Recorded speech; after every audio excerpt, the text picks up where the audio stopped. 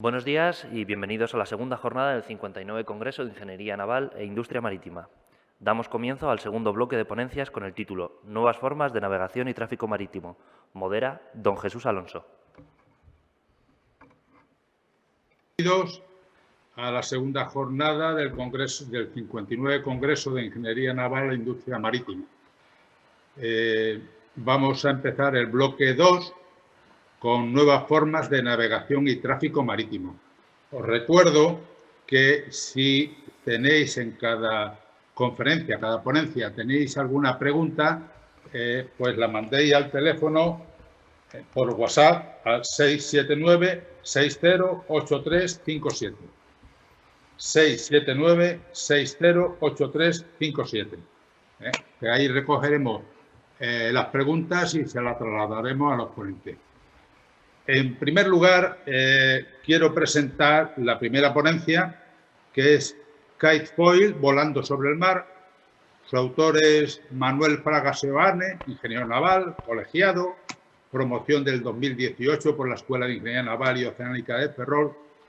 Trabajó anteriormente en DINAIN en 2017 y en D3 en 2018 y 2019, en I+D, en simulaciones multifásicas de CFD. En QKite, desde 2019 en I+D, en diseño CAD y simulaciones CFD. Y cuando tú quieras, Manolo. Muy bien. Bueno, buenos días a todos. Primero, agradecer al Colegio de Ingenieros Navales que haya confiado en nosotros para participar en el Congreso de este año, y gracias a Jesús por la presentación también. Como bien ha dicho, yo vengo a presentar esta ponencia que se titula Kitefoil, volando sobre el mar. Bien, el kitefoil es un deporte que se puede considerar como una evolución del kitesurf. A mayores del kitesurf, en el kitefoil lo que se incluye es un hidrofoil. Bien, la empresa para la que yo trabajo actualmente, QKite, se encarga del diseño, fabricación y posteriormente también nos dedicaremos a la puesta en venta de los hidrofoils para kitefoil. ¿Qué es un hidrofoil? Pues aquí en la pantalla, en la parte derecha, se puede ver qué es un hidrofoil de kitefoil. Consta de dos alas, las dos partes negras que se ven en pantalla sería el ala delantera y el ala trasera, un fuselaje que une las dos y un mástil que une el hidrofoil a la tabla. Cuando hablamos de hidrofoils, lo que nos referimos son a superficies sustentadoras, es decir, que trabajan por el principio de sustentación. Este principio se basa en una diferencia de presiones en ambas caras que crea una fuerza, en este caso vertical hacia arriba. QKite es la empresa para la que trabajo, pero también van a oír hablar en los próximos meses de Uramostu. Uramostu es la marca comercial bajo la que saldrán los productos que comercialice QKite. QKite nace en 2017 y el punto de inflexión para dar el paso de la creación de esta empresa es la propuesta del kitefoil como deporte olímpico. El grupo de profesionales que forma QKite son profesionales con gran experiencia en la aero y la hidrodinámica. Hasta ahora, QKite ha conseguido que la International Kiteboarding Association haya certificado uno de su hidrofoil de competición para los Juegos Olímpicos de París 2024. Además, QKite maneja una segunda vía de negocio que consiste en un hidrofoil de aprendizaje. Para la gente que quiera iniciarse en este deporte, tenga una curva de aprendizaje mucho más corta y pueda empezar a sentir cuanto antes la sensación de navegar sobre un foil. Bien, para los que aún todavía no les quede claro qué es el kitesurf o el kitefoil, a continuación voy a introducir un pequeño clip que muestra a un profesional del kitesurf.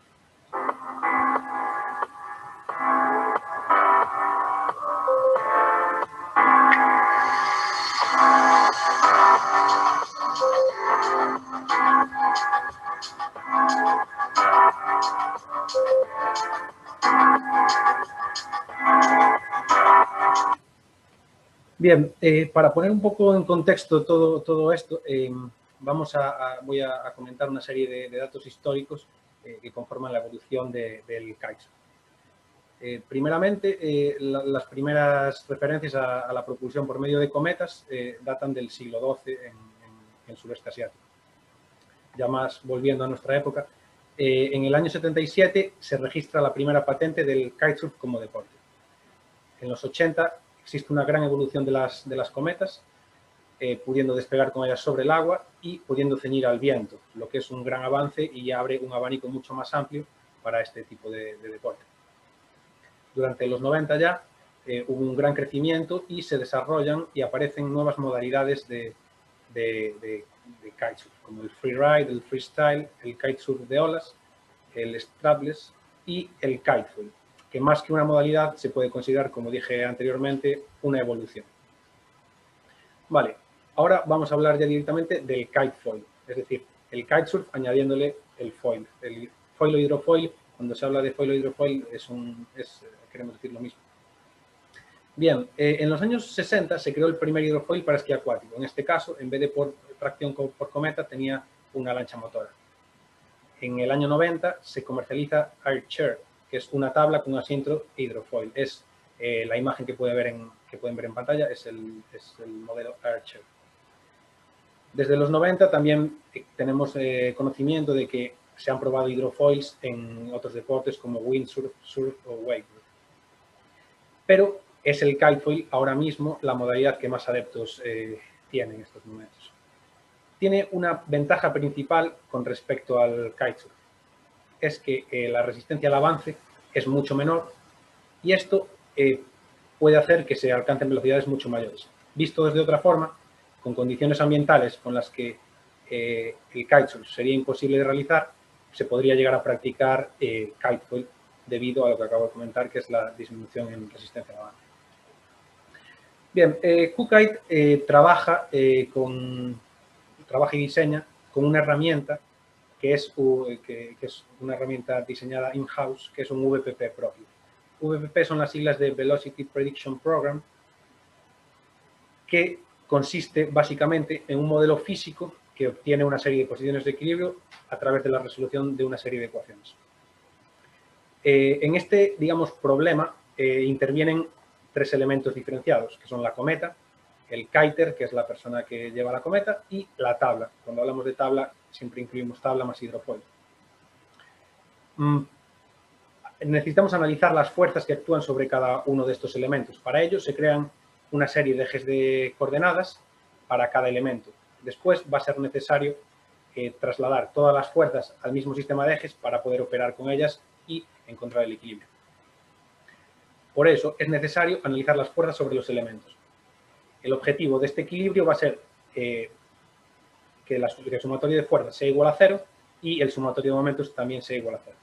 A continuación vamos a ver la descomposición de fuerzas sobre cada elemento de una forma más visual que ayudará a entender el problema del VPP. Bien, aquí analizaremos las fuerzas sobre la persona que maneja, que es el kiter. Tendremos la fuerza de su propio peso, el drag que causa el rozamiento con el aire. Tendremos la resultante del hidrofoil, que sería la resultante de sustentación, que tiende a hacer que el kiter vaya hacia arriba y se mantenga fuera del agua. Y la tracción que ejerce la cometa sobre el propio kiter, que es al final lo que le dota de velocidad. Bien, las fuerzas sobre el hidrofoil serían el peso del conjunto, tabla más hidrofoil, el lift o sustentación de las alas, el lift o sustentación del mástil. No siempre existe el lift del mástil, pero en algunos rumbos, cuando existe deriva, sí que tenemos la seguridad de que el mástil está sustentando. Y el drag del conjunto. En cuanto a la cometa y sus líneas, las líneas son los cabos que unen el arnés con la cometa. Tendremos una componente de lift y una de drag. Vale, para resolver las ecuaciones del VPP necesitamos dar unos inputs o valores de entrada al programa. De la cometa se necesitan las curvas de CL y CD en función del ángulo de ataque.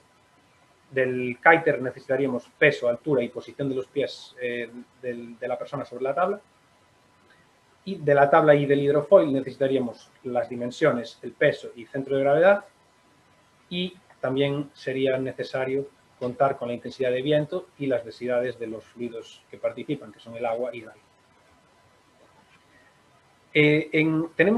Podemos dividir dos tipos de fuerzas que aparecen en el VPP. Unas serían como de cálculo trivial, es decir, del peso, por ejemplo, tenemos un valor de peso que se utilizaría simplemente sin ningún cálculo. En cambio, las demás fuerzas, como son lift y drag, no son triviales en este caso y requieren un cálculo aproximado. QKite maneja dos formas de calcular este tipo de fuerzas. Una sería a través de una teoría del ala larga, derivada de aquella de Prandtl, que ha sido modificada para incluir la influencia de la curvatura de las alas y de la superficie libre. En este tipo de elementos que sustentan tan cerca de la interfaz entre agua y aire, el efecto de la superficie libre es crucial. La otra manera sería mediante simulaciones CFD. Como bien sabéis, CFD es el acrónimo de Computational Fluid Dynamics, que son simulaciones de fluidos a través de la resolución de una serie de ecuaciones, que en este caso son las ecuaciones de Navier-Stokes, que nos dan cargas, en este caso estáticas, que pueden ser traspasadas al VPP. Bien, voy a mostrarles ahora la interfaz del VPP.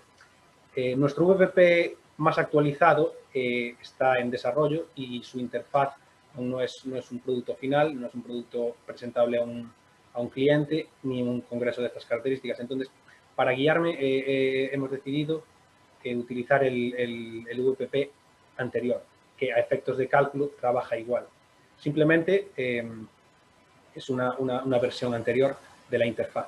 Y cabe destacar también que en este VPP no se incluye el hidrofoil, pero a efectos de cálculo es exactamente igual.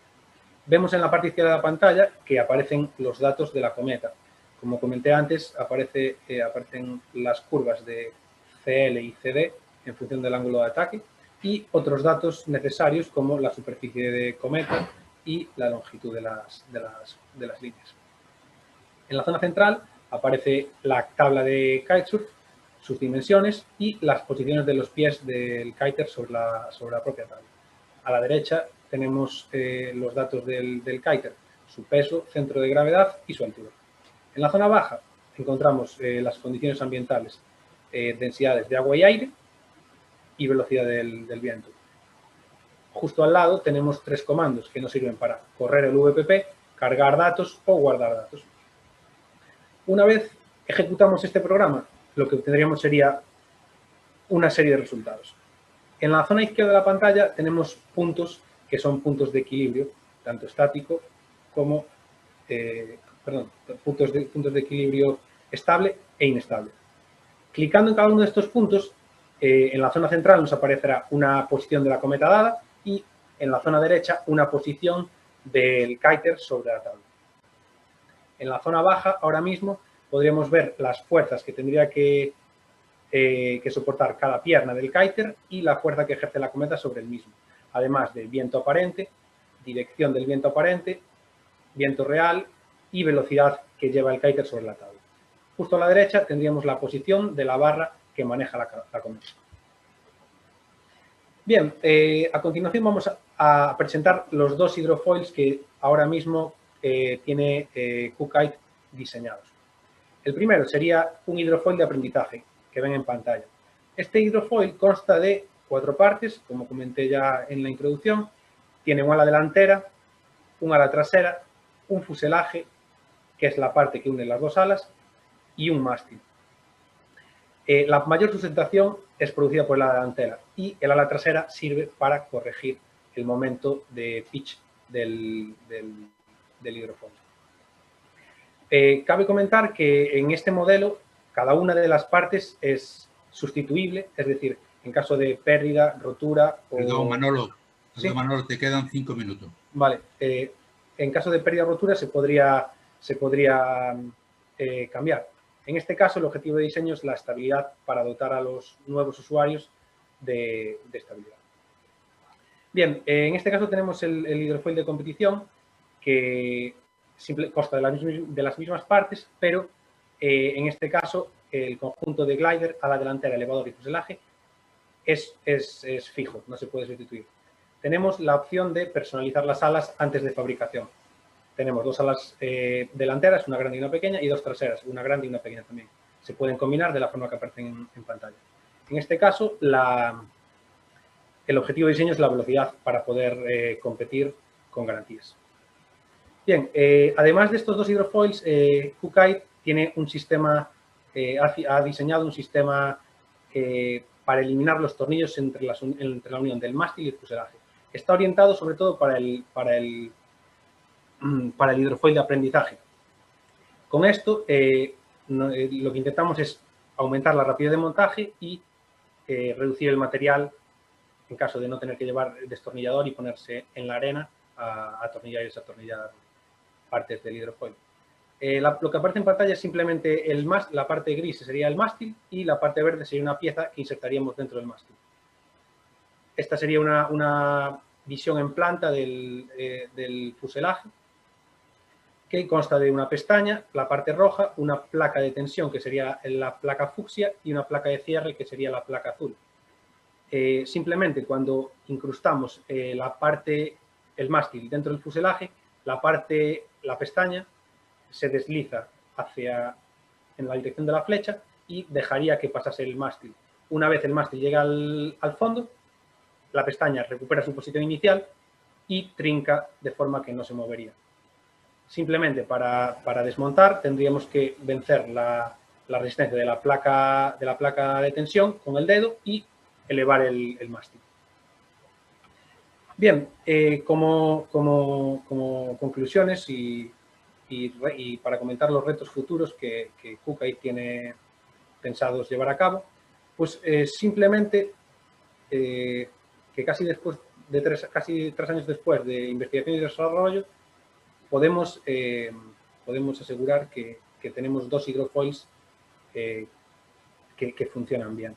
Uno es de competición, que ya ha sido testeado por kites profesionales y que sigue siendo testeado.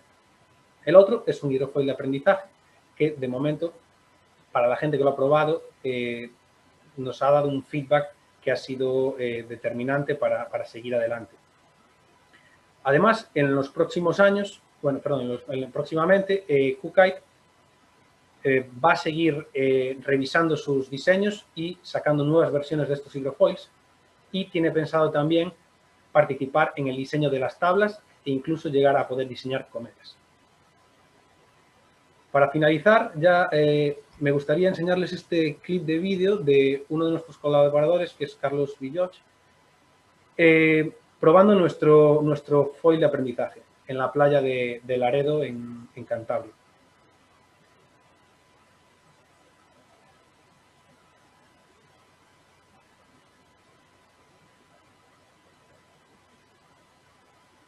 Bien, y sin más, nada, darles las gracias por su atención y espero que les haya interesado la ponencia y la hayan encontrado adecuada al Congreso. Muchas gracias. Muchas gracias, Manolo. Voy a ver si tengo alguna pregunta. Bueno, pues yo tengo aquí una para el hidrofoil de aprendizaje. ¿No se ha estudiado la posibilidad de fabricarlo con varias partes plegables? A lo mejor es mucho más fácil de transportar y del montaje rápido. Sí, por supuesto que tiene razón, que sería mucho más fácil de transportar, pero eso estoy seguro que el precio de producción se incrementaría de forma exponencial.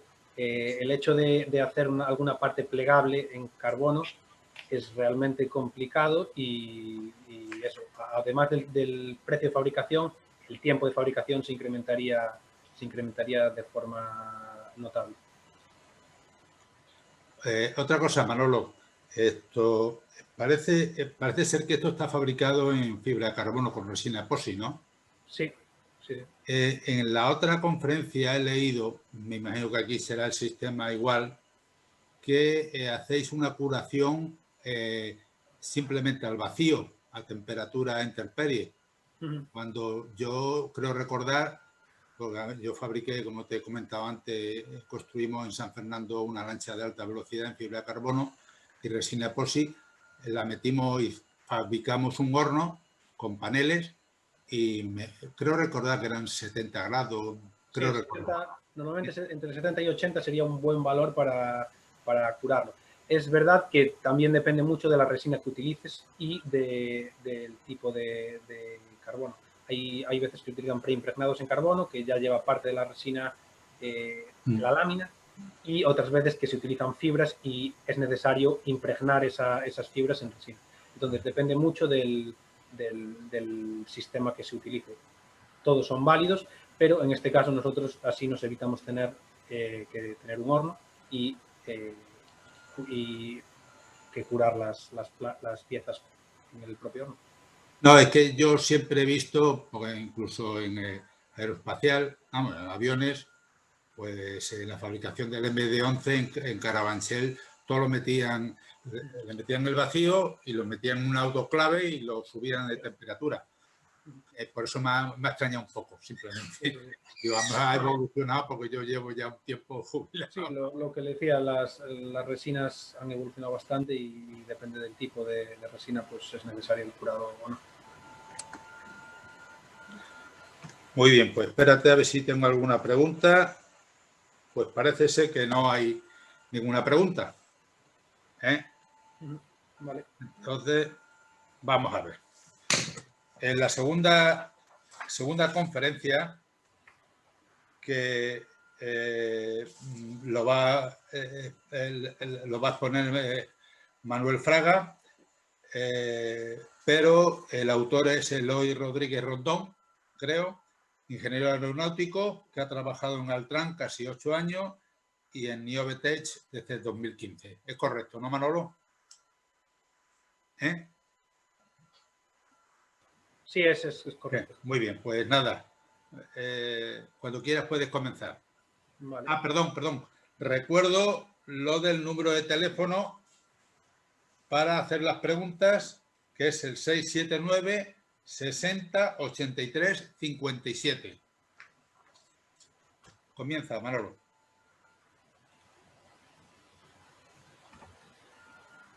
Bueno, esta segunda ponencia que voy a presentar se titula Foils autónomos, el futuro de la navegación. Vale, vamos a hablar de un sistema de control autónomo de foils que creemos que puede dar un salto grande en el uso de foils en la industria naval. Para ponernos también un poco en contexto sobre el uso de hidrofoils en barcos, vamos a destacar una serie de hitos históricos que nos van a ayudar a ponernos en materia. Los primeros hidrofoils utilizados en barcos datan de finales del siglo XIX. Después, en los años 20, la Marina estadounidense llegó a superar los 110 km/h sobre hidrofoils. A mediados del siglo apareció el primer barco comercial sobre hidrofoils, estaba en el lago Maggiore, en Italia, y transportaba 32 pasajeros a 35 nudos de velocidad. Entre las décadas de los 70 y de los 80, vuelven las marinas de guerra a interesarse por este tipo de tecnología y tanto rusos como americanos hacen investigaciones en este campo. En España, quizás el buque más sonado es el Princesa Guillermina, que operó en Canarias entre el 81 y el 91. Bien, en la actualidad, sobre todo en la náutica de recreo, el uso de hidrofoils ha tenido una gran aceptación, sobre todo en vela ligera y en otros deportes como el kitesurf que hemos hablado anteriormente. En cuanto a barcos más grandes, no ha sido tan grande la implantación de estos sistemas. Podríamos enumerar una serie de ventajas e inconvenientes de los foils en barcos, digamos, un poco más grandes o incluso yates pequeños y barcos de vela ligera. Habría una reducción de obra viva que se acompañaría de una reducción del consumo y una mayor velocidad de operación. En cuanto a los inconvenientes, hay uno principal y que sería crítico, que es la incapacidad de navegar con olas de ciertas dimensiones. La construcción de los hidrofoils vendrían de la mano de un mayor coste operativo y un mayor coste de construcción. La empresa iFoil propone una solución para poder navegar con todo tipo de olas. Bien, esta solución es un sistema de control autónomo de hidrofoils. Este sistema está compuesto por una parte sensórica, un controlador electrónico y un actuador para cada ala. La parte sensórica tomaría datos del ambiente, que los enviaría a un controlador electrónico que sería capaz de mover el actuador para cada ala. En la imagen que vemos en pantalla, simplemente quería mostrar la variación del ángulo de ataque para un ala. Simplemente es lo que se muestra en pantalla. Esta variación del ángulo de ataque puede hacer que el foil se adapte a las olas. Esto es, este sistema de control de foils dividiría la navegación en dos modos diferentes, dependiendo de la altura de la ola y de su periodo. Con alturas pequeñas y periodos cortos, podríamos, lo que se dice, cortar las olas, lo que aparece en la primera imagen.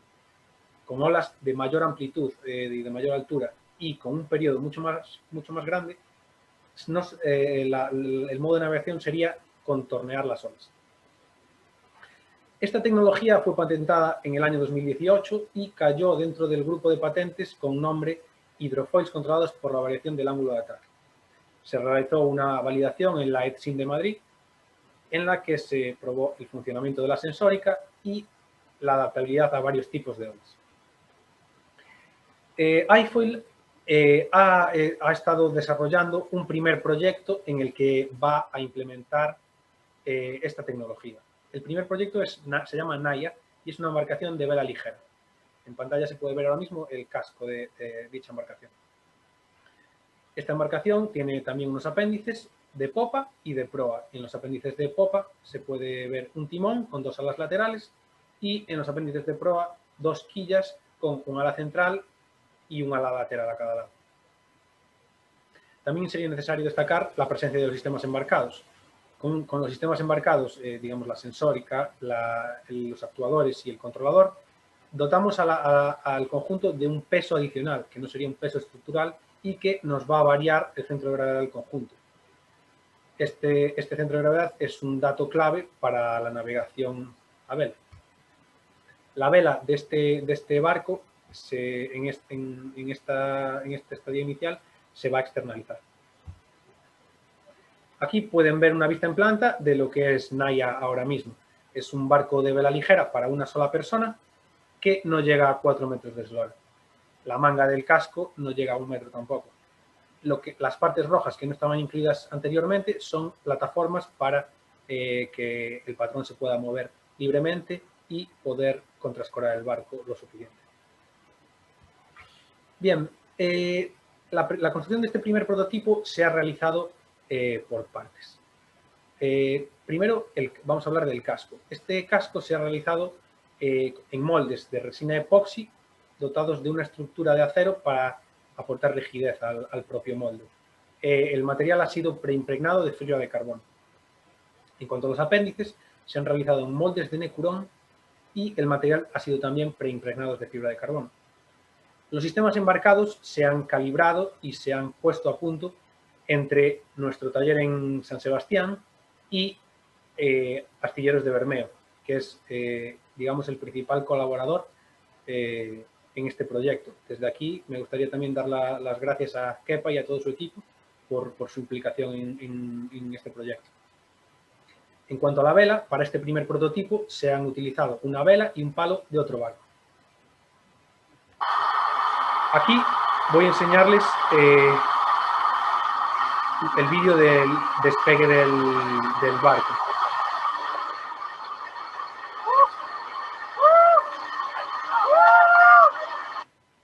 Es hasta ahora lo que se puede enseñar aquí. Y se han realizado pruebas de estanqueidad y pruebas de navegación en remolque. Lo siguiente que hay que probar es la navegación directamente a vela. Estas pruebas nos sirven para calibrar los sistemas de control y solucionar pequeños ajustes que es necesario antes de sacar un producto final. Bien, con lo siguiente que se plantea iFoil es la construcción en serie de este barco llamado Naya. Los objetivos sería crear un astillero en el País Vasco que sea capaz, que tenga instalaciones que sean capaz de producir 10 unidades al mes con 18 puestos de trabajo directos. Esta creación podría crear beneficios indirectos en la comarca y en la zona del Cantábrico y podría ayudar a volver a que la construcción naval vasca y cántabra sea otra vez dominante en el Estado español, ya que en los últimos años ha sufrido alguna pérdida que ha bajado esta producción naval. Bien, otro objetivo más a largo plazo o a medio plazo es la implantación de esta tecnología en buques más grandes, barcos de trabajo, buques de pasajeros, en fin, dar un paso más. Para ello recordamos brevemente los inconvenientes, que sería incapacidad de navegar sobre olas de ciertas dimensiones, mayor coste operativo y mayor coste de construcción. iFoil propone dos soluciones. Para la incapacidad de navegar con ciertas olas, nos atenemos a nuestro sistema de control de foils. Para reducir los costes de construcción y operativo, pensamos en una reducción del peso del buque. A continuación, veremos cómo se solucionan los problemas de los foils convencionales con esta nueva tecnología. Bien, para preparar esta ponencia y estudiar y diseñar nuestro sistema de control de foils, hemos realizado una búsqueda bibliográfica bastante extensa, de la que nos quedamos con el artículo A Feasibility Study of Hydrofoil Seacraft, que es uno de los estudios más completos sobre hidrofoils. Es relativamente reciente, ya que fue publicado en 1958. Este estudio engloba buques con las siguientes características: desplazamiento entre 100 y 3.000 toneladas, velocidad de operación entre 50 y 200 nudos, trayectos entre 400 y 3.600 millas náuticas. Bien, en pantalla pueden ver ahora una gráfica que muestra la frecuencia de ocurrencia de cada ola en el tiempo, dependiendo de su altura. Si nos atenemos simplemente a las dos curvas más bajas, que serían las de navegación en invierno, me refiero ahora mismo a la continua. Vemos que el 50% del tiempo vamos a tener olas de más de 4 pies. Eso también nos hace ver que el 50% del tiempo tendremos olas de menos de 4 pies. Pero es decir, 4 pies son alrededor de 1,3 metros. La mitad del tiempo de navegación en invierno, a partir de la latitud 40 grados, tendríamos olas de más de 1,3 metros. Eso nos hace ver que un buque con foils que no se adapte a las olas va a tener muy crudo navegar en esas condiciones. Bien, este artículo define productividad como carga por velocidad partido desplazamiento. Para buques con hidrofoils convencionales, los buques con hidrofoils convencionales se situarían entre la productividad del transporte aéreo y de los barcos de desplazamiento sin foils. Otro parámetro que define es la eficiencia de transporte, como carga por velocidad partido de potencia instalada. En este caso, los barcos sobre hidrofoils convencionales se encontrarían por debajo de la eficiencia de los barcos de desplazamiento y ligeramente por encima de la del transporte aéreo. Bien, lo que trata iFoil es de aumentar ambos medidores, tanto la eficiencia de transporte como la productividad. Vale, a continuación vamos a analizar más en detalle los problemas producidos de la navegación con foils convencionales. Con foils convencionales es necesario dotar al mástil del hidrofoil con una longitud mínima. Es necesario tener una distancia mínima entre el casco del buque y la ola y una inmersión mínima del foil. Con olas demasiado grandes, lo que podría pasar es que o se produjese un pantocazo del casco contra la ola y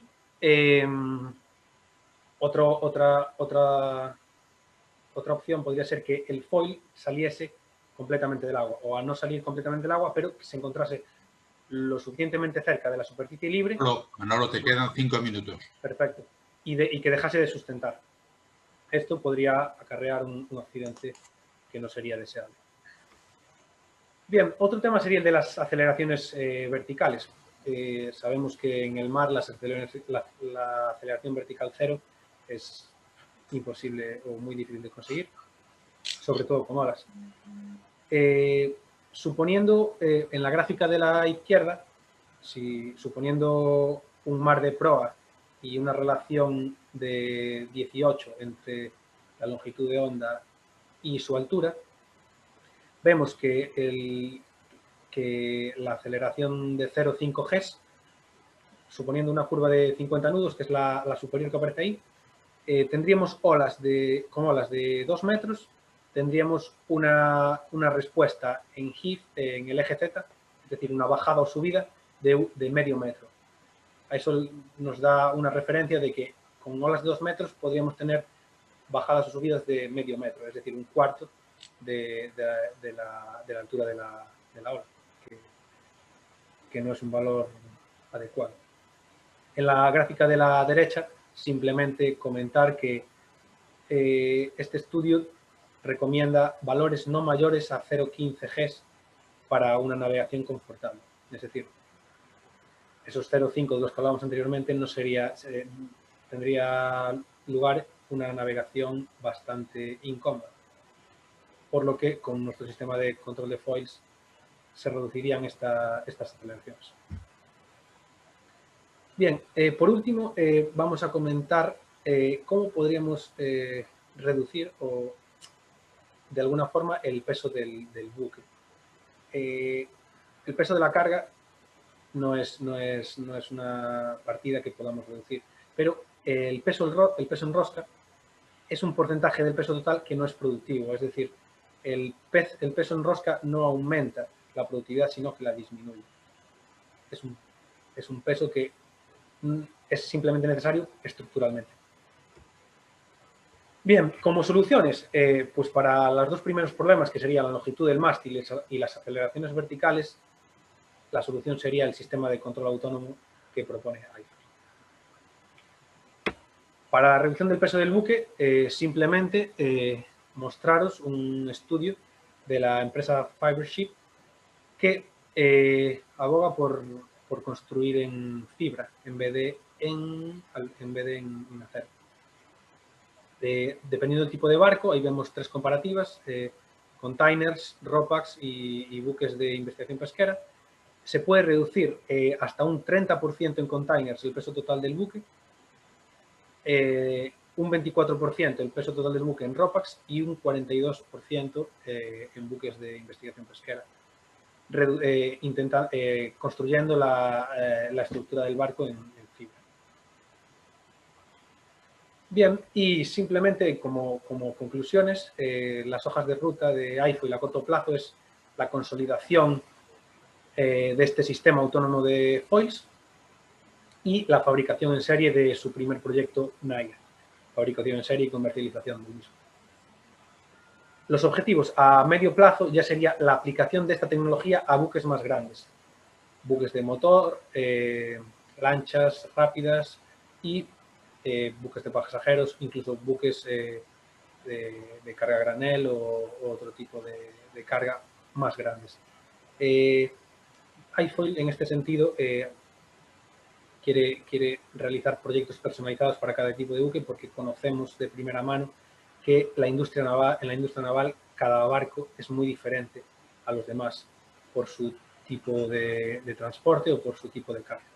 Entonces, eso es lo que estas son digamos, la hoja de ruta que maneja iFoil para el futuro. Y hasta aquí hemos llegado. Gracias otra vez por su atención y simplemente me gustaría dar las gracias al Congreso y darles la enhorabuena por haber podido realizar este congreso de esta manera a caballo entre presencial y online debido a la pandemia y felicitarlos por su rápida adecuación a este método. Muchas gracias, Manolo. Tengo aquí un par de preguntas. Una es si no habéis pensado sobre los problemas de colisión con elementos flotantes o semisumergidos. Aquí en la bahía de Cádiz pues hemos tenido la experiencia de haber tenido entre Cádiz y Rota precisamente un hidrofoil y bueno, pues...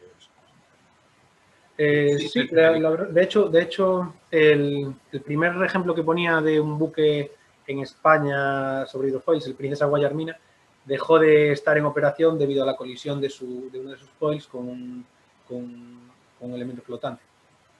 Eso sería un paso a investigar que tenemos tenemos en mente seguir investigando y puedo asegurar que en versiones siguientes va a ser algo que tendremos muy en cuenta y que intentaremos desarrollar tecnología para evitar esos problemas. No sé si a lo mejor la utilización de otro tipo de fibra, porque me parece que estos barcos estáis pensando en hacerlo en fibra de carbono, ¿no? Hacerlo algunas zonas reforzadas con Kevlar. Bien. Algún tipo. Bueno, la segunda pregunta es algo, bueno, si había estudiado el riesgo de que el barco realice un giro de 180 grados, que yo lo he sufrido, por perder sustentación de proa a alta velocidad. Es decir, que se rompe un patín de proa y entonces el barco cabecea y te hace el giro, te pivota. No sé si eso lo habéis pensado, lo habéis ensayado o no. De momento no se ha llevado a cabo ese tipo de ensayos, pero se podría... Es otro filón que podemos estudiar y yo entiendo que ocurriendo ese percance, lo que se podría hacer sería cambiando el ángulo de ataque del patín o del hidrofoil que no haya sufrido daños, se podría minimizar el impacto. Es algo que no está estudiado, pero sí en versiones posteriores se podrá estudiar y se realizará algún estudio de seguridad. Muy bien, Manolo. Pues nada, que si os falla el astillero en el norte, aquí en la bahía de Cádiz estamos dispuestos a todo. Me gusta que haya interés y además, te están escuchando dos amigos míos que están interesados en que haya más industria en la bahía de Cádiz y sobre todo en Puerto Real. Me alegro. Hay que potenciar este tipo de tecnologías y que las autoridades apoyen. Muy bien, pues nada, pues si os parece vamos al siguiente ponente, que es Jerónimo Estevez y Manuel del Río González, que va a versar su ponencia sobre el análisis de la centralidad portuaria y los flujos de navegación interportuaria del mercado europeo de cruceros. Jerónimo Estevez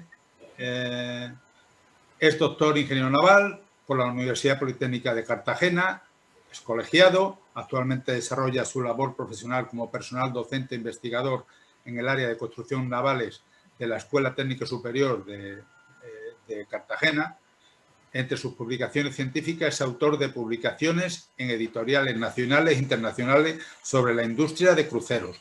Manuel del Río González es arquitecto naval e ingeniero de sistemas marinos por la Universidad Politécnica de Cartagena. Actualmente se encuentra terminando su máster. Espero que se colegie pronto. A lo largo de este último año ha sido beneficiario de la beca de iniciación a la investigación del Banco Santander. Durante este tiempo ha investigado en el Departamento de Ingeniería Naval sobre la centralidad portuaria del tráfico de cruceros. Cuando queráis podéis empezar.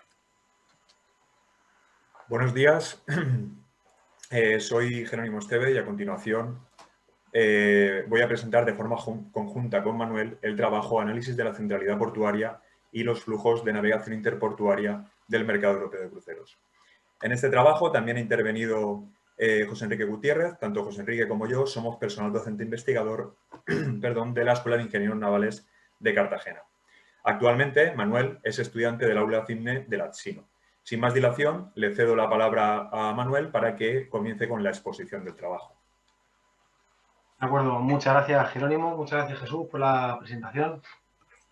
Bien, los objetivos que intenta alcanzar este trabajo son principalmente dos. En primer lugar, la formulación y la aplicación de un método numérico que identifique los puertos hub más importantes de las regiones de cruceros europeas. En segundo lugar, la obtención de una serie de grafos con las relaciones interportuarias de dichas regiones. La ventaja que tiene este tipo de representación gráfica es que con un golpe de vista se pueden alcanzar conclusiones muy rápidamente. La presentación se va a dividir en la introducción, en segundo lugar se va a presentar la metodología que se ha utilizado en este trabajo, en tercer lugar los resultados obtenidos y por último se van a mostrar las conclusiones. Bien, la industria de cruceros no ha parado de crecer prácticamente desde sus inicios y las tres principales consecuencias son un aumento en la flota, un desarrollo de terminales portuarias y una cartera de pedidos elevada. Esto se debe a que estamos ante una actividad marítima altamente dinámica. Por otro lado, las aguas europeas ocupan un papel importante dentro de la red global de tráfico de cruceros, debido al aumento que se ha registrado en el número de cruceros y de pasajeros que han visitado estas aguas, especialmente en el Mediterráneo. Esto se puede ver en la figura en la que para el año 2019 el porcentaje de flota desplegada en el Mediterráneo ascendió a casi el 15%, mientras que para el norte de Europa este porcentaje casi llega al 10%. Pero se puede plantear una pregunta, ¿no? Es por qué es interesante estudiar esta dinámica de redes de puertos. Por dos principales razones. La primera es para que las navieras tomen mejores decisiones de gestión de cara a atraer más pasajeros y minimizar el impacto ambiental. Y la segunda es determinar la posición geográfica óptima de los astilleros de reparación, de cara a que cuando un crucero necesite ser reparado se desvíe lo menos posible de su ruta.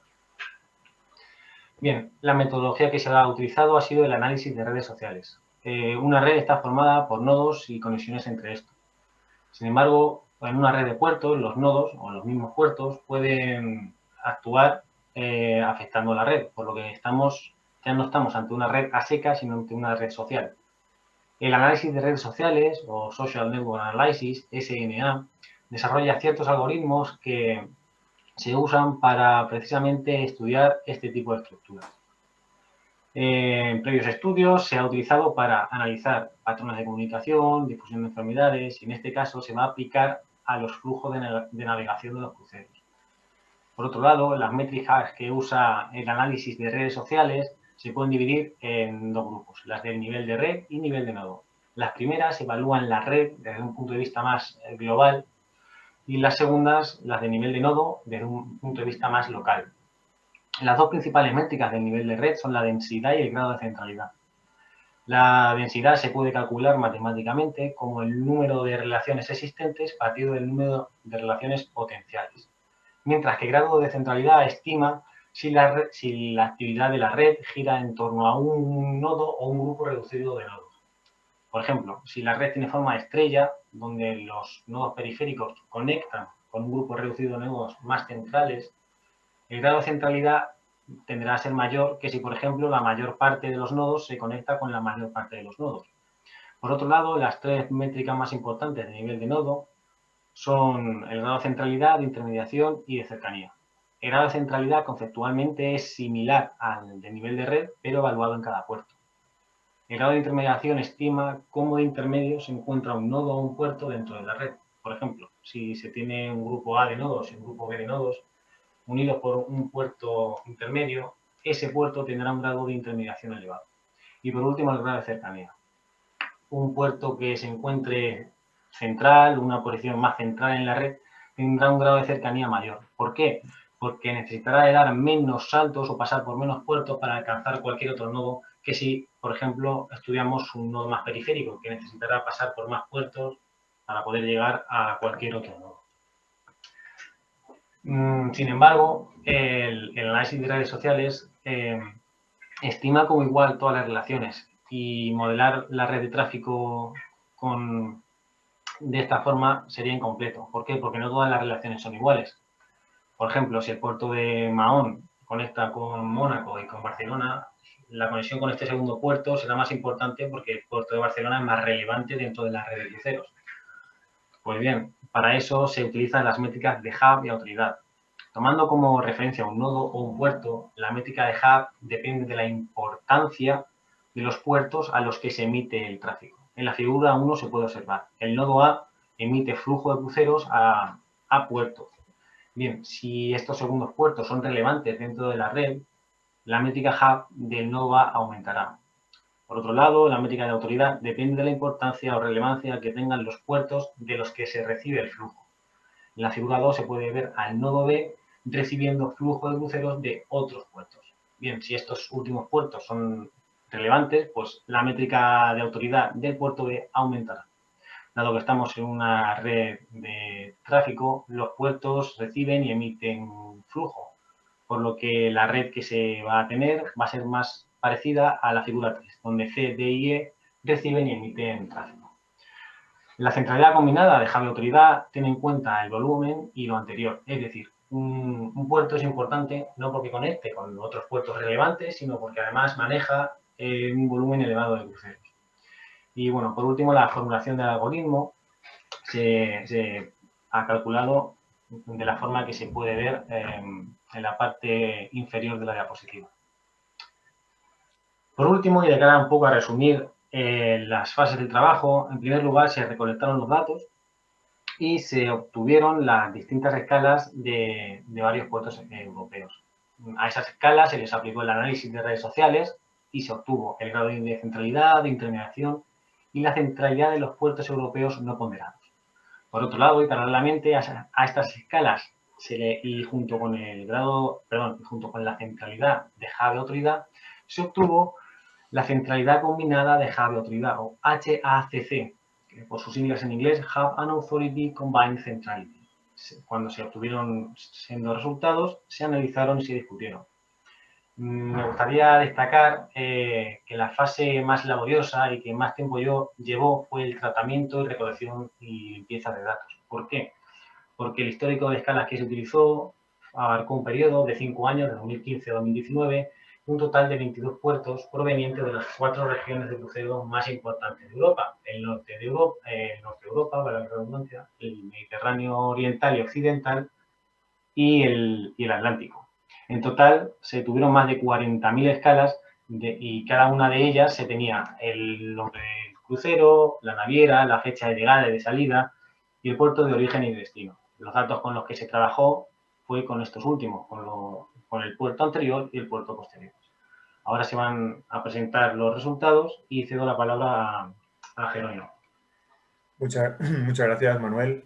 Bien, como ha comentado Manuel, las series temporales que se analizaron se estructuraron en 4 regiones de destino, concretamente, con el fin de ese destino Europa poder analizarlo en las regiones de Mediterráneo Occidental, Mediterráneo Oriental, región Atlántica y Norte de Europa. Comenzando con los resultados de las métricas a nivel de red, se van a presentar un total de 4 resultados. Comenzando por la métrica de número de nodos, el Mediterráneo Oriental es la región de destino con un mayor número de nodos. La región que más se le aproxima es la región atlántica, sobre todo en los años de 2016 a 2018, pero sin embargo en 2019 desciende de nuevo el número de nodos aproximándose al grado que tiene o al número que tiene el Mediterráneo Occidental. Sin embargo, en cuanto a número de conexiones, el Mediterráneo Occidental es el que tiene un mayor número de estas, lo cual viene a indicar que hay una mayor interrelación entre puertos. Las 2 siguientes métricas a nivel de red están estrechamente vinculadas en cómo se relacionan el número de nodos y el número de conexiones. Comenzando por la métrica de centralización, la mayor centralización se da en en el norte de Europa, lo cual indica que un conjunto reducido de puertos concentran o aglutinan un porcentaje significativo de tráfico. Sin embargo, o como contrapartida, las 3 regiones restantes tienen unos niveles de centralización similar, destacando entre estas 3 el Mediterráneo Occidental, porque de las 3 restantes sería la que mayor grado de centralización tendría, lo cual también indicaría que un conjunto de puertos reducido, también tendría o concentraría, mejor dicho, un porcentaje de tráfico bastante elevado. Y por último, la métrica de densidad, la cual relaciona el número de conexiones con el número de relaciones totales. En este caso también se obtiene el máximo para el caso del Mediterráneo occidental, lo cual indica que algunas conexiones entre puertos, especialmente aquellos que tienen la mayor relevancia, son muy intensas entre sí. Es decir, hay un gran flujo de navegación entre esos pares de puertos. Una vez presentadas las métricas a nivel de red, se presentan a continuación los grafos obtenidos para cada una de las 4 zonas analizadas. Concretamente, se va a presentar el grafo correspondiente al año 2019 por ser el más próximo al tiempo actual, aunque se han calculado todos los grafos desde 2015 a 2019. Comenzando con la región atlántica, la distribución de escalas que se obtiene para la serie temporal analizada es la que pueden ver en la diapositiva. Desde el punto de vista del número de nodos y del número de conexiones, ha habido un aumento durante los 5 años analizados, superando las 370 conexiones, por ejemplo, en 2019, esta región. Además, desde el punto de vista de la centralización, hay una doble tendencia. En primer lugar, la centralización disminuye en el año o en el periodo de 2015 a 2017, lo cual indica que el tráfico estaba más distribuido entre puertos, pero sin embargo aumenta desde 2018 a 2019. Por ejemplo, resultados muy característicos en este sentido pueden ser la intensa navegación o flujos de navegación que hay entre Cádiz y Lisboa, puesto que el espesor de la línea que une ambos puertos es significativo también del flujo de tráfico que tienen, los flujos de navegación que hay entre puertos de Islas Canarias o los que hay entre Funchal y Las Palmas de Gran Canaria, también con un espesor considerablemente superior al resto de conexiones. En este sentido, también comentar que, por ejemplo, la mayor centralidad saliente, es decir, el puerto que más emite de todos los analizados es Lisboa, ya que emite... Jerónimo, quedan 5 minutos. De acuerdo, ya que emite tráfico a un total de 45 puertos. También se obtiene que para esta zona pues, se puede considerar una zona de interconexión en el eje Caribe-Europa, puesto que hay tanto conexiones con puertos del Caribe, como por ejemplo Fort Lauderdale, Antigua y Barbuda, como con puertos del norte de Europa y el Mediterráneo. Para el caso del Mediterráneo occidental, se obtienen unos resultados análogos a nivel de número de nodos y número de conexiones. En el caso del Mediterráneo occidental, la centralización ha ido aumentando durante todo el periodo, es decir, hay pares de puertos o parejas de puertos que han concentrado cada vez más tráfico. Por ejemplo, se puede ver esta tendencia en la triangulación que hay entre Barcelona, Palma de Mallorca y Marsella, o la triangulación entre Livorno, Civitavecchia y Nápoles. Concretamente porque tienen una distancia óptima de navegación que les permite estar incluidos de forma consecutiva en un itinerario. Además, esta zona tiene una característica permeable, desde el punto de vista de que las interconexiones son tanto a nivel de Mediterráneo occidental como también con puertos del norte de Europa y de la región atlántica. En tercer lugar, los resultados correspondientes al Mediterráneo oriental son ligeramente diferentes a los presentados hasta ahora, puesto que tanto el número de nodos como el número de conexiones se ha reducido. La reducción no ha sido muy significativa, pero hay una reducción.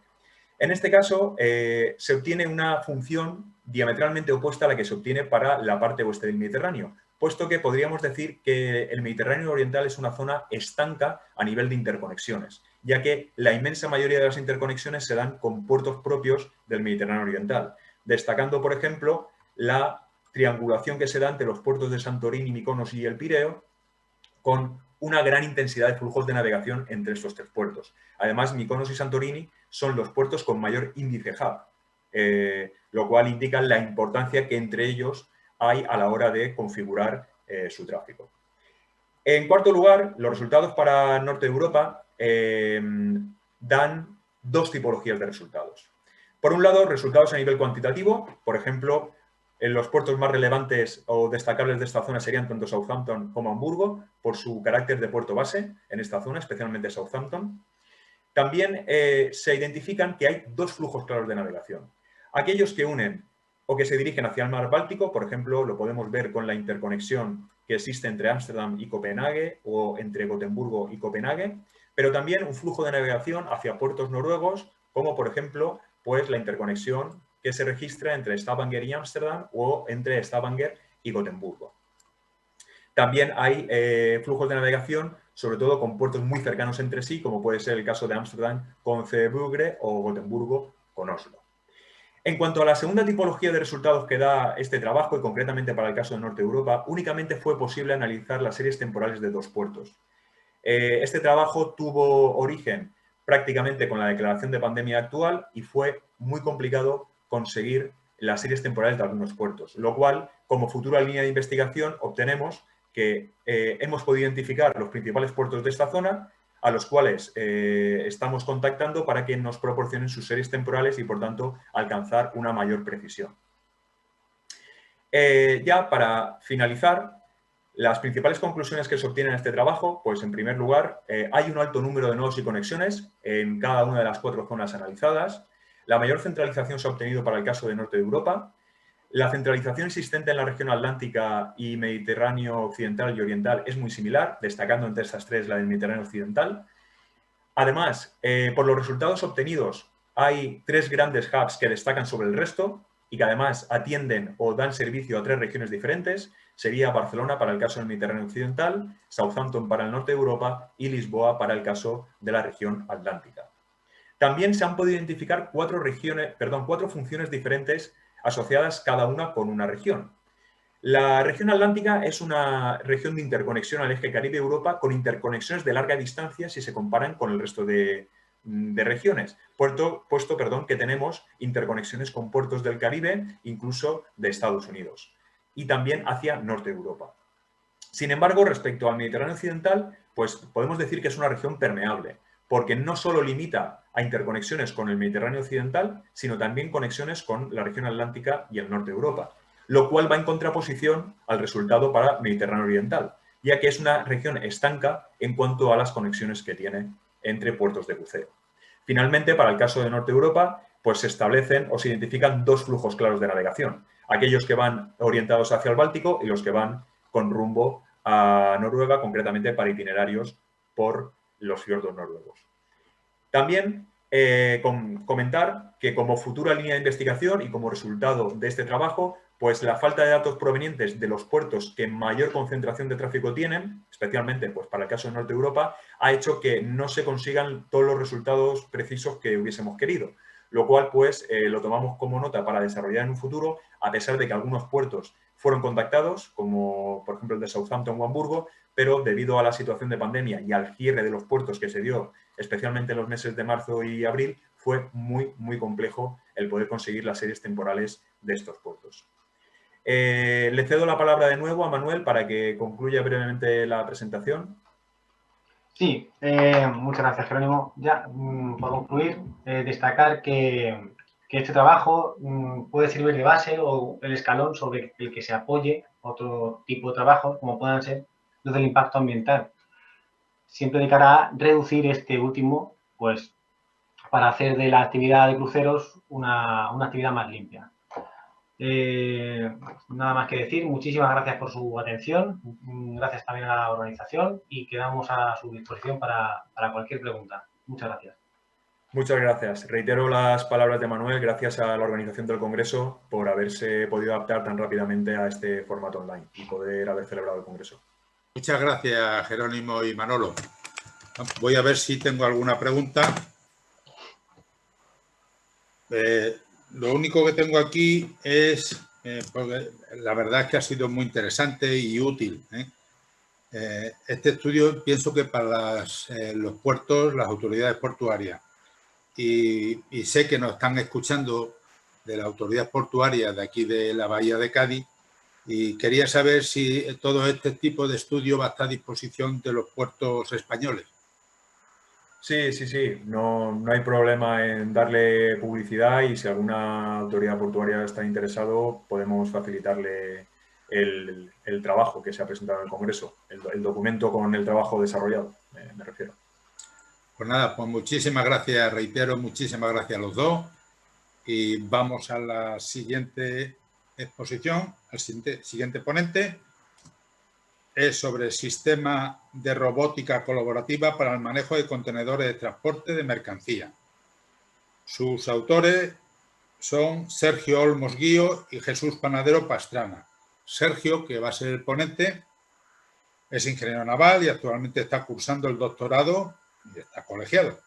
Ha estado trabajando como director técnico desde 2014 a febrero del 2020 en la empresa AI, especializada en consultoría tecnológica y estrategia e ingeniería aplicada a entornos complejos, sistemas avanzados e inteligentes, industria digital y vehículos autónomos. Actualmente es director técnico de la empresa Perseo TextWorld, que está formada por un grupo de expertos en ingeniería que se enfocan en soluciones creativas para proyectos de ingeniería de complejo. Cuando quiera, Sergio. Sergio. Sí. No sé si me escuchan. ¿Me escuchan? Bien. Sí. Bueno, lo primero, como se ha comentado, uno de los coautores de este trabajo es precisamente Jesús Panadero, que fue además director de esta escuela y seguramente conocido de gran parte de la audiencia. Precisamente de él, en el tiempo en el que estuve de alumno, una cosa en la que incidía mucho era en alejarse para dar solución a un problema, no quedarse demasiado pegado a la pizarra, de manera que pudieras ver una visión amplia sobre las posibles soluciones. Precisamente sobre los antecedentes, hablar de dos líneas que se han venido comentando estos días, además con las últimas estrategias, con el tema de emisiones del Gobierno, que son descarbonización y luego la competitividad. Bueno, la solución que se propone pretende la descarbonización a través de la electrificación de operaciones portuarias y también la competitividad a través de realizar procesos que sean más baratos, más eficientes y con menores costes asociados. De esta manera, una de las cuestiones fundamentales son la automatización precisamente que se ha producido en algunas terminales, empezando por el puerto de Rotterdam en el año 93 y continuando en el resto del mundo con casi ya 60 terminales que se pueden considerar automatizadas. Dos de los puntos fundamentales es evidentemente una deriva económica. En esa deriva económica son reducir el coste por movimiento de contenedor y los tiempos de carga y descarga de los propios buques. Dentro de la automatización que se viene dando, lo que se pretende es evitar lo que peor se nos da a los seres humanos, que son las tareas repetitivas. Sobre las tareas repetitivas hay una serie de situaciones que se repiten, valga la redundancia, en las operaciones portuarias y particularmente es el movimiento dentro de la propia terminal de los contenedores una vez que han sido depositados por la grúa STS en el muelle y tienen que llegar a sus puntos de destino. Cabe destacar los desarrollos en lo que se llaman tractores AGV, que son algo así como unos camiones eléctricos bajos en los que se apoyan o contenedores de 40 o de 20 pies y que mueven la mercancía una vez que se ha depositado sobre estos.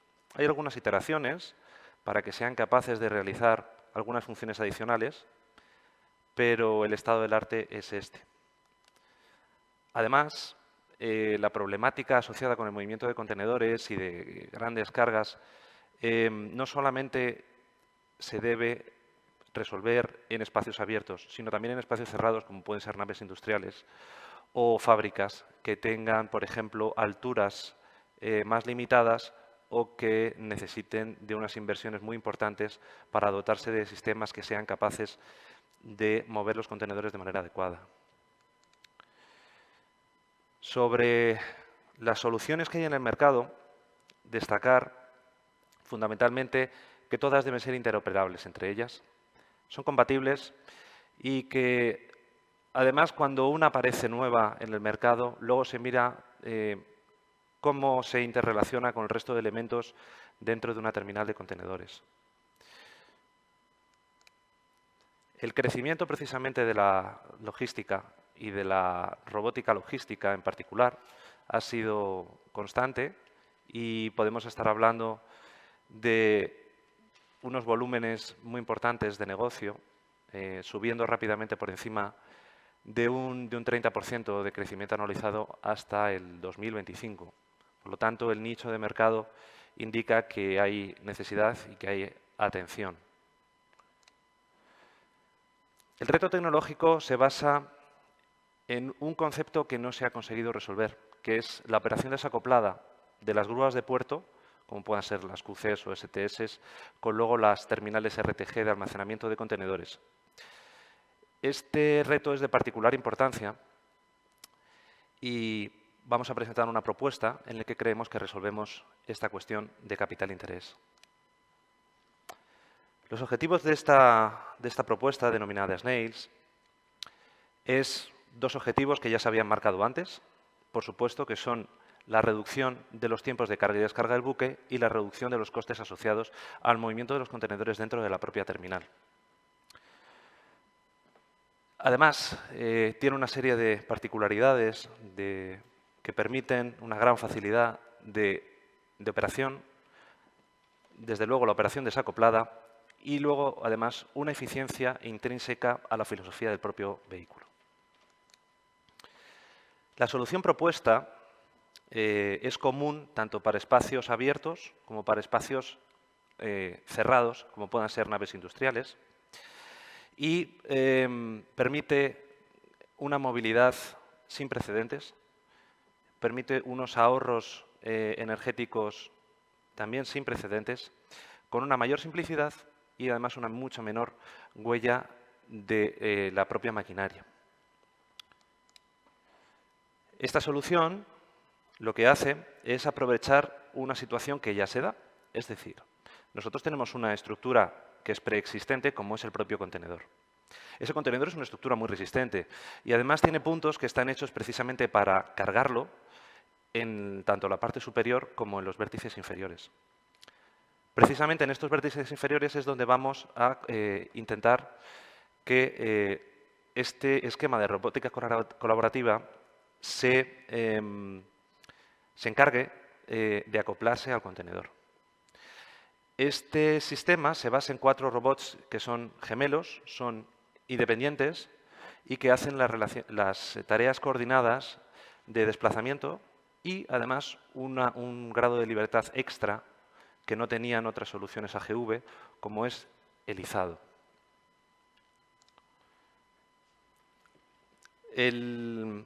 La solución técnica es sencilla de construir y se basa en 3 líneas fundamentales. Son un bastidor principal y 2 subbastidores. Uno de los subbastidores está encargado del izado y otro de los subbastidores está encargado de la propulsión. Estos 2 son capaces de variar su posición relativa con respecto al bastidor principal y son los que van a permitir los grados de libertad que luego dan lugar a la operación desacoplada.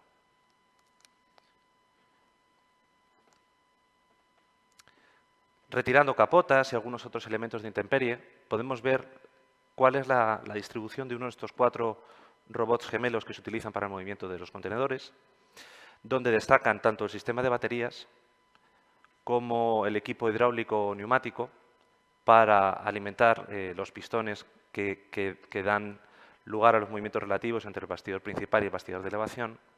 Y luego también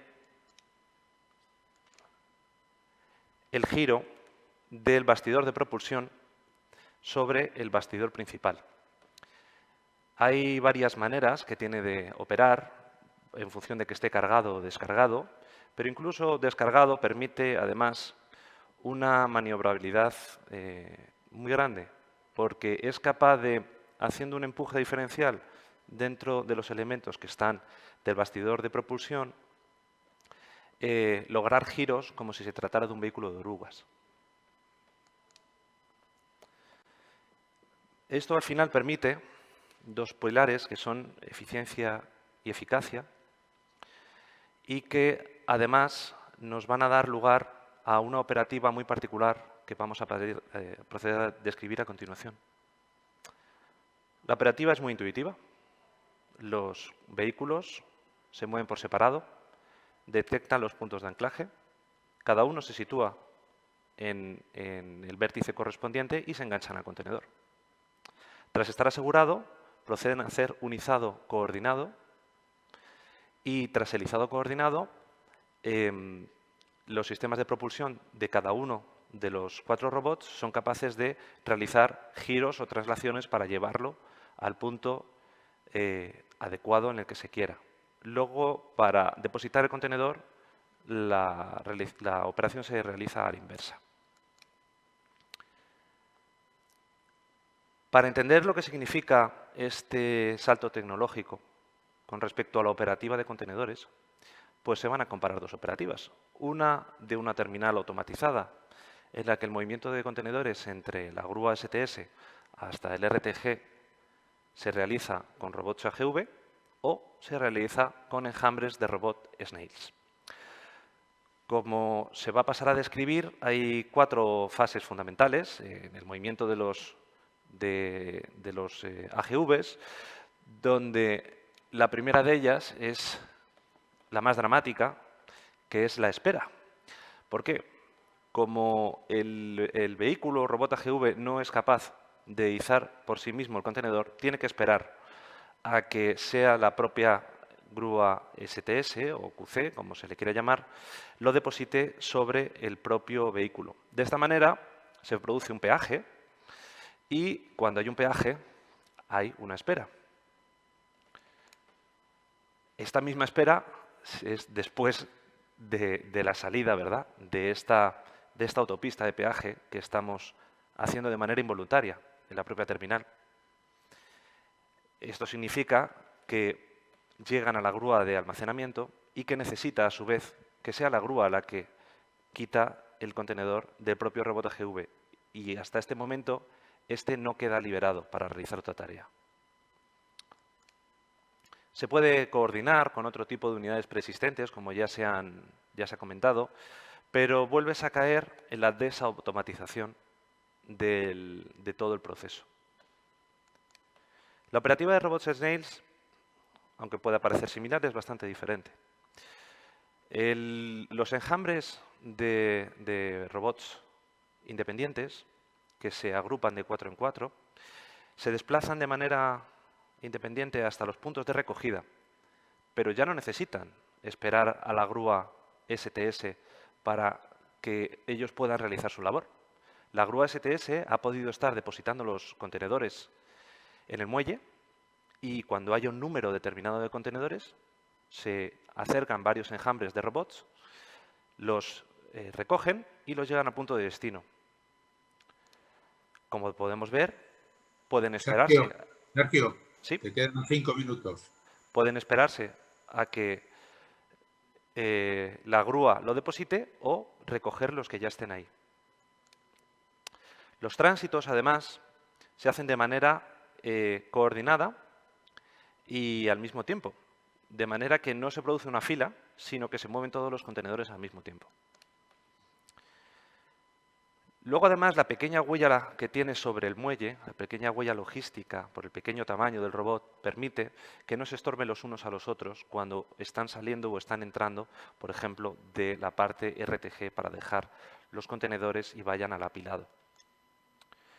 Esta independencia hace que, además, todo el tiempo consumido en las operaciones de recogida y de depósito de los contenedores sean muy ágiles.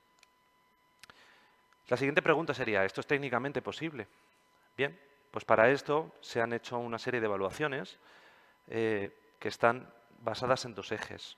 Uno de la dinámica de los vehículos y otro de los componentes esenciales de esto. Dentro de los componentes esenciales se pueden hablar de las solicitaciones habituales que puedan ser tanto en propulsión como en izado, pero es que hay otro punto que es muy interesante. Dada la geometría en la que el bastidor de propulsión está integrado, se dispone de una forma apléxica. Esto ofrece una gran ventaja en el conjunto, porque de manera efectiva se está contando con un método de protección de la propia carga. Esto puede llevar, además, en la que los seguros y las primas que se puedan pagar por fallos en la manipulación de la carga sean menores. Además, ayudado porque los movimientos verticales de la carga también son mucho más pequeños. El demostrador tecnológico que se ha realizado es 2 robots, pero se puede extender a 4, en el que tiene todos los componentes esenciales. Estos dos robots poseen el bastidor principal, el bastidor de elevación y el bastidor de propulsión bajo el mismo esquema en el que se ha venido comentando. Sobre las pruebas realizadas se quería comprobar si la dinámica era la que se esperaba, como así ha sido, en el que los robots de manera independiente se desplazan hacia los puntos de contacto, izan el contenedor, hay una rotación de los bastidores, como aparece ahí en el tercer punto, de propulsión, y luego producen los desplazamientos o traslaciones, giros que se desee con gran maniobrabilidad. Como conclusión, es decir, que se logra el muy importante objetivo de la operación desacoplada con las grúas STS. Se logra además con una baja velocidad de tránsito, que significa una baja potencia, un bajo consumo, aún así que las velocidades de posicionamiento sean mucho más altas, porque no hay esperas.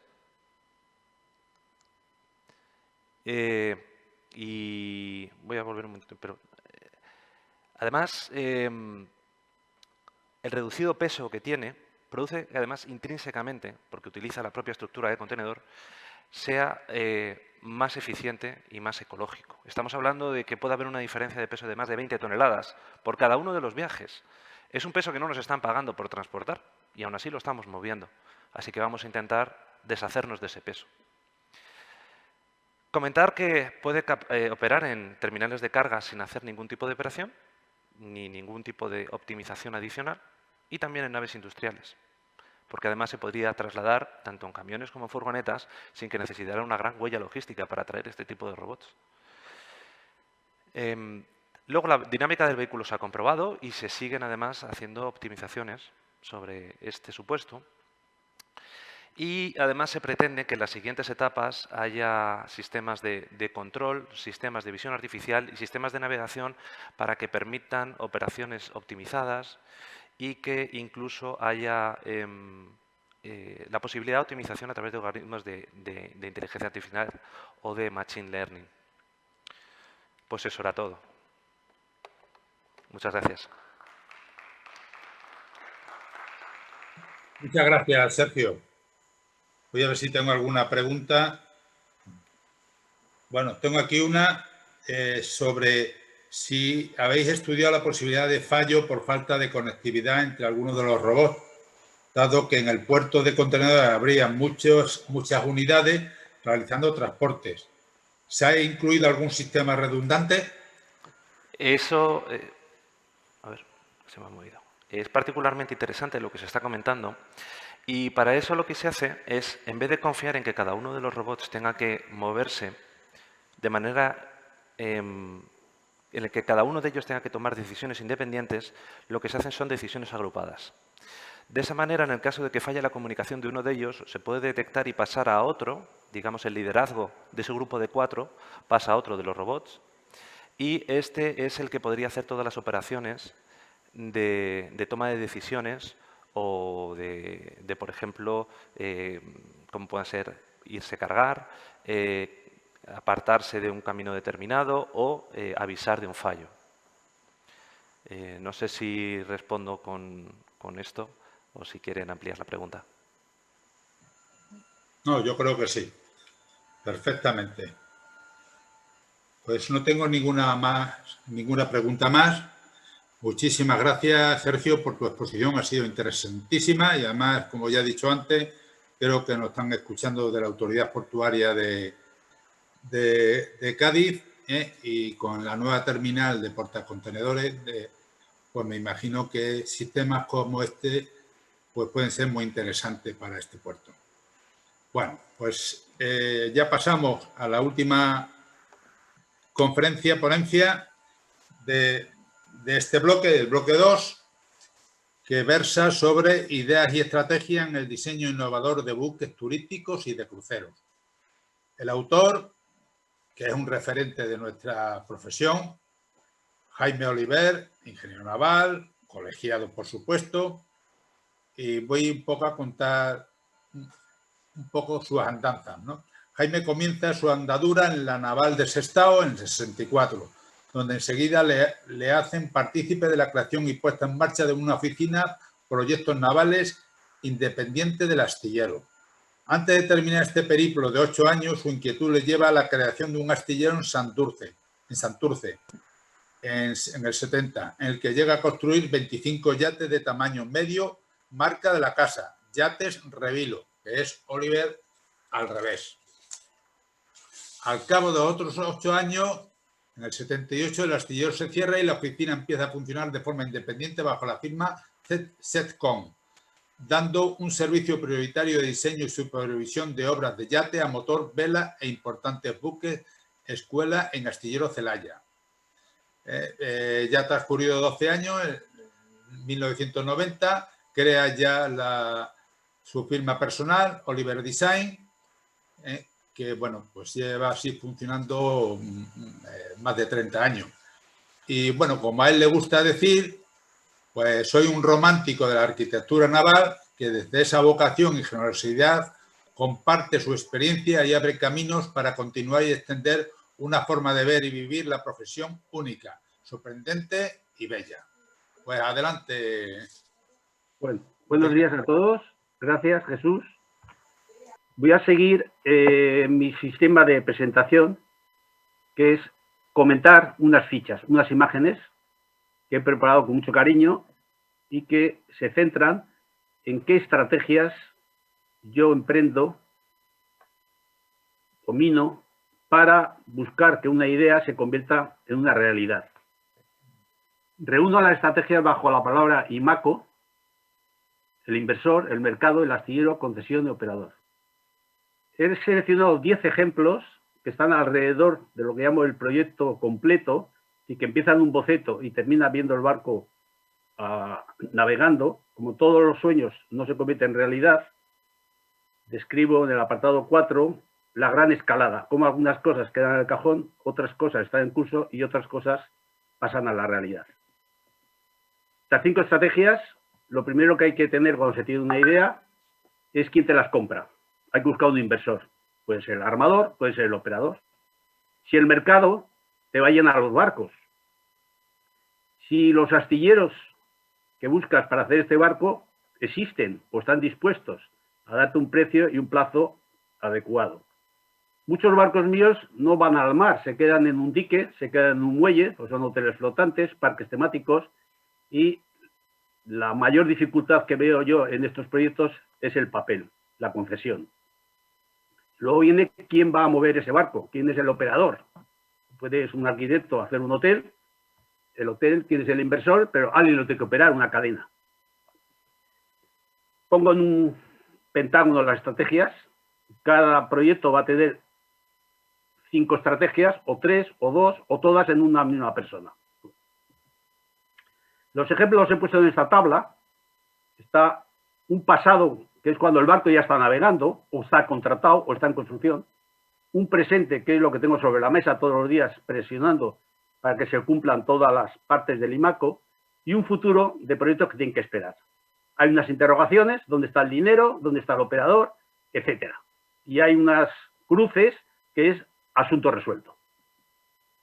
El primer proyecto que se ha hecho realidad de los que presento es el Zenith. El Zenith empezó con un boceto, empezó con en aquella época un abrazo con el armador de que había dado la clave de lo que él quería y además tenía la facilidad que él era el inversor y el operador. Mejor imposible. Había que buscar un astillero que fue lo más duro. En España no se consiguió una oferta adecuada, se recorrió Armón, se recorrió Freire y al final terminó en Croacia, con muchos problemas, pero el barco, digamos que está navegando, salvo que esté amarrado por temas de COVID. Este es otro de mis sueños, que es el Ecosip. Este se ha publicado mucho, nace por una inspiración viendo una ballena varada en San Sebastián del año 2012. El proyecto me lo compra Yoshiko Tatsuya, que es el armador de la mayor ONG del mundo en barcos, que es el Peace Watch, Premio Nobel de la Paz 2017, estuvo en el estudio, recibí. Ha pasado todas las validaciones de ingenierías y en estos momentos está en manos chinas. La ventaja de los chinos es que te ponen el dinero y el astillero, no tienes que preocuparte de nada. Y además la operación la comparten. El siguiente proyecto, que es totalmente atípico en la línea que estoy diciendo, es comprar un barco viejo y convertirlo en un barco de cruceros. Esta es la tercera historia de mi vida profesional, de ir a Grecia a buscar un barco. En este caso fue Turquía, en Estambul. Ese barco que veis a la izquierda es típico de allí, hay muchos, están en venta. Entonces encuentras un armador que compra el barco y te dice, toma, esto me lo tienes que convertir en un barco de cruceros, este es el precio y tú te las apañas para que el barco esté navegando en tal fecha. Esto iba destinado al canal de Caledonia. ¿Cuál es la característica de este IMACO?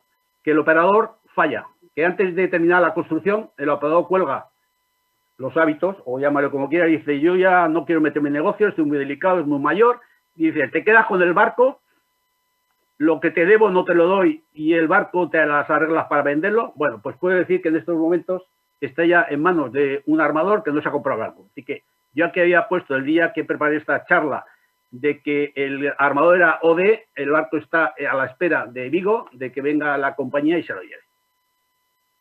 Este es uno de mis sueños, que llevo ya 10 años trabajando porque Bilbao tenga algo que se merece flotando. Todavía no hay ningún proyecto de un ingeniero naval que pueda decir, en la ría de Bilbao he puesto algo. La idea fue regenerar el dique seco de Euskalduna, está vacío, no tiene ninguna ambición, y he hecho muchos proyectos, he ido ajustando presupuestos, he ido ajustando mercado, he ido ajustando permisos. En estos momentos se puede decir que poner un barco en el dique puede ser aprobado por las autoridades competentes, por portuarias. Costas, hay un pequeño interrogante todavía, porque no está claro si un dique seco pertenece a Costas o pertenece al ayuntamiento, etcétera, etcétera. Y digamos que en estos momentos el IMACO se completa si tengo un inversor que confíe en que este barco se puede llenar y que hay mercado. Este es un proyecto totalmente, yo diría que todos están girando alrededor de lo que llamo la palabra CID, que tiene que ser creativos, innovadores y diferentes. ¿Cuál es la diferencia que marca este proyecto? Es un barco de 60 metros, sostenible, es un barco a futuro, con la ayuda de centros tecnológicos desarrollar la propulsión con hidrógeno, propulsión a velas que ya tenemos experiencia por el COSIP. ¿Y qué es lo que añade? Que son 3 productos en uno. Esto todavía no existe. Es el barco que nace con la vocación de que sea de crucero.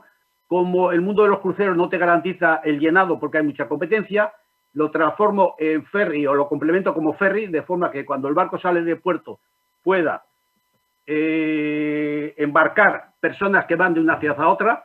Y el tercero es que en la estancia en puerto el barco actúe como hotel. Es decir, es meter en un barco crucero, ferry, hotel. Al contrario de los barcos típicos, el barco navega de día y de noche navega de noche y de día está en un puerto. Entonces, ese es el típico crucero. Entonces yo lo revierto y digo, no, este barco va a navegar de día para que la disfrute la gente con un gran paseo marítimo, actividades, excursión, etcétera, y de noche va a estar en un puerto porque puede actuar como hotel flotante.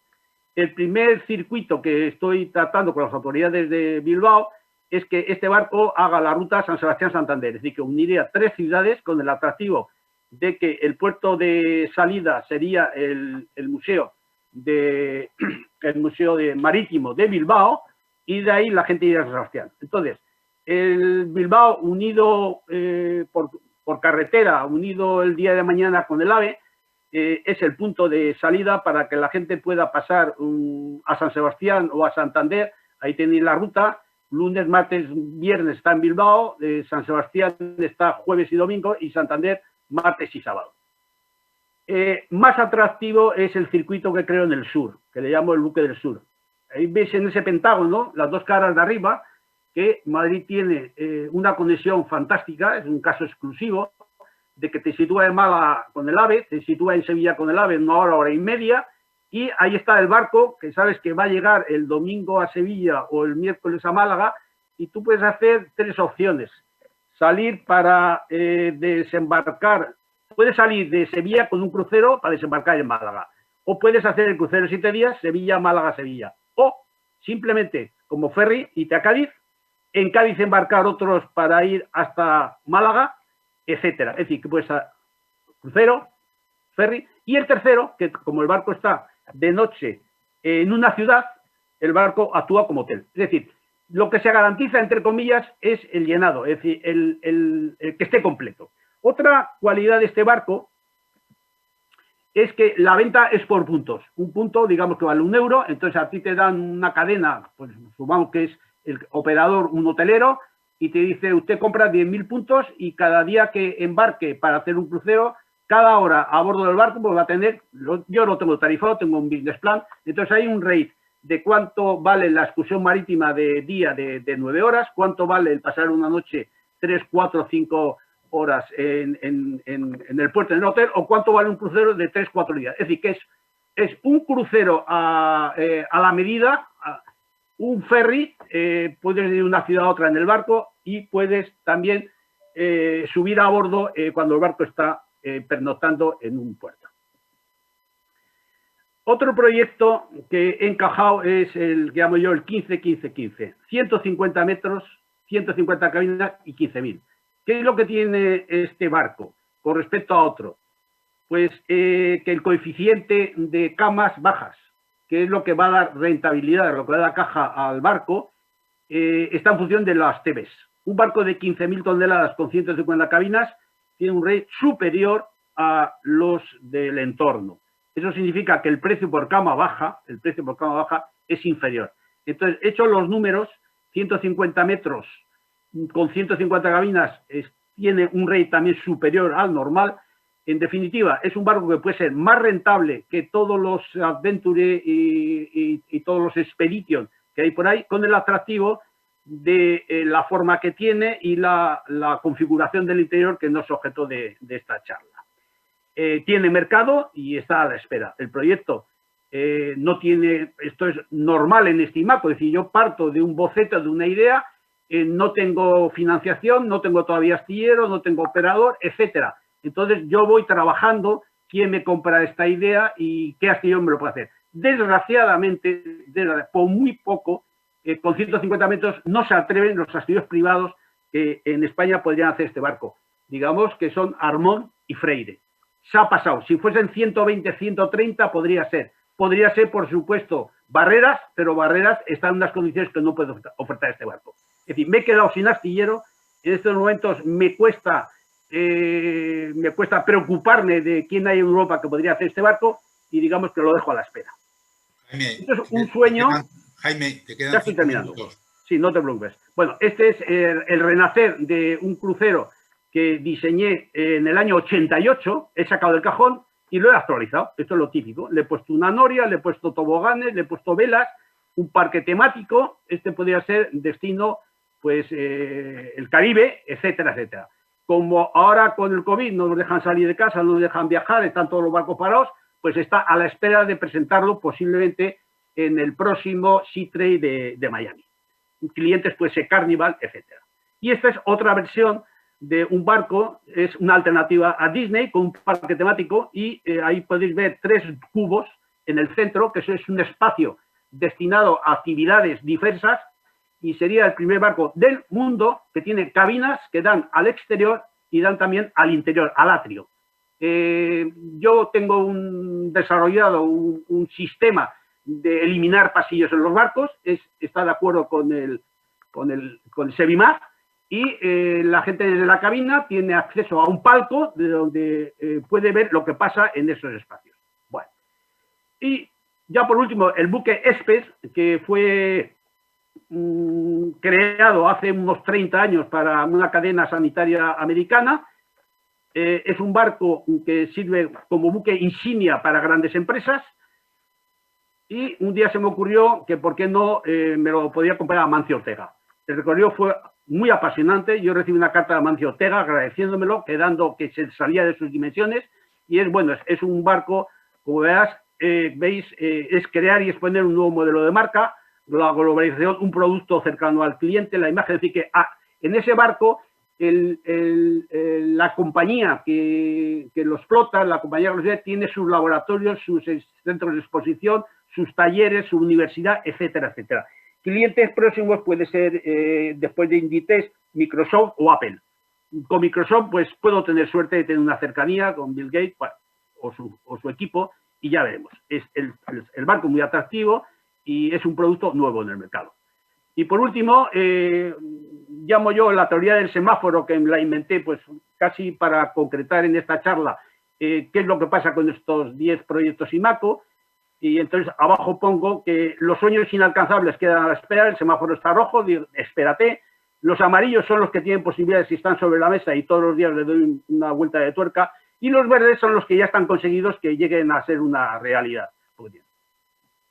Conclusiones y termino, y además lo leo porque son palabras para todos los ingenieros navales, y tengo que decir que las ideas de diseño enfocado al negocio, en este momento, cuando no hay un mercado, se guarda, se almacena.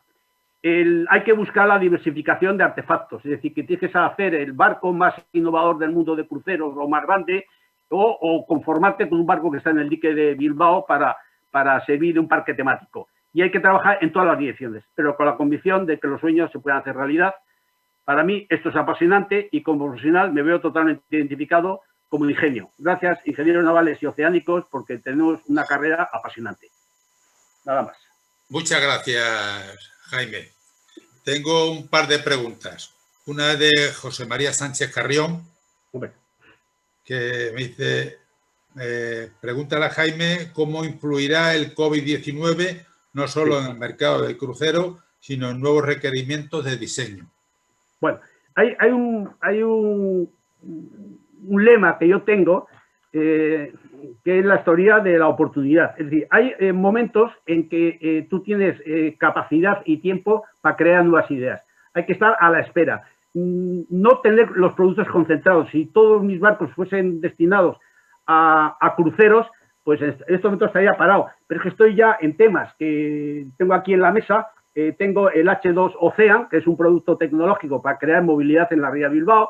Me llamaron también para cómo transformar los barcos para responder al COVID. Estoy leyendo el New Direct, el Ecoship, el Málaga, es otro barco de crucero que está a la espera de financiación. Es decir, es un momento de si los barcos están parados, cómo reforzar el IMACO buscando inversores que te compren las ideas, permisos para poner un barco, etcétera, etcétera. Es decir, no hay descanso. El COVID significa oportunidades para reforzarte no en desarrollo de proyectos, sino en vender ideas.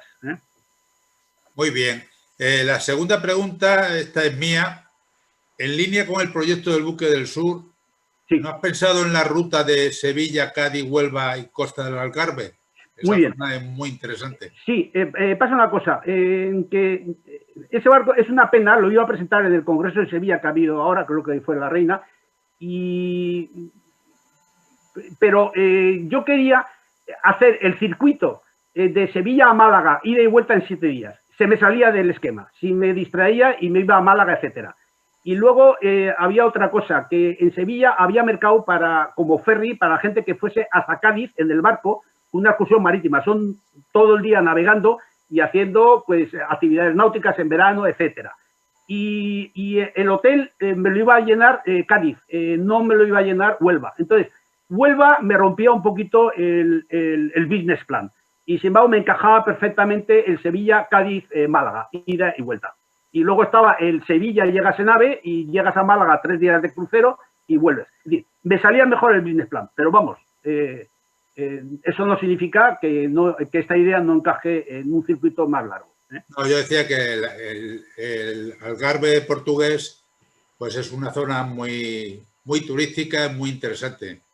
Digamos que al final el programa lo hace el operador, que es el último IMACO. Entonces yo le doy el barco multipurpose, multiuso. Le digo que que puedes vender 3 productos a la vez. El barco no lo vas a llevar nunca vacío, porque si sale con el 70% ocupado por cruceristas, tú tienes unas cabinas que permiten que los de la versión ferry vayan de una ciudad a otra. Y luego tienes que tener ciudades que te llenen el hotel, las habitaciones pendientes. Bueno. Muy bien, pues nada, pues muchísimas gracias. Con esto terminamos el bloque 2. Os doy la enhorabuena a todos los ponentes. Y nada, para el año que viene esperemos que sea presencial. Bueno, y también, ¿por qué no? Seguimos con la multiconferencia, que es una experiencia muy positiva. Muchísimas gracias. A ti, Jesús. Adiós.